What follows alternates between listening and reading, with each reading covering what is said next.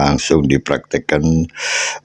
Kita tahu sekarang itu sakit batuk itu sudah bukan seminggu lagi ya, tapi berminggu-minggu nggak sembuh-sembuh. Ini resepnya cuma ini, bawang merah 1 siung diiris-iris seperti ini, kemudian dikasih jeruk secukupnya ya, sesuai dengan kekebalan tubuh Anda. Kalau punya asam lambung ya dikit aja. Ini sebagai vitamin C-nya ya, ini untuk penyembuh, memberikan kekuatan pada tubuh. Langsung dikasih air dispenser. Langsung dikasih air hangat dispenser. Kita aduk. Setelah diaduk, lalu kita minum. Habiskan.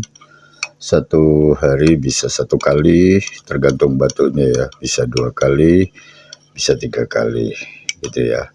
Nanti kalau sudah habis, ini langsung dikremus saja nih bawangnya. Enak banget. Sip, semoga bermanfaat dan salam sehat selalu. Sip.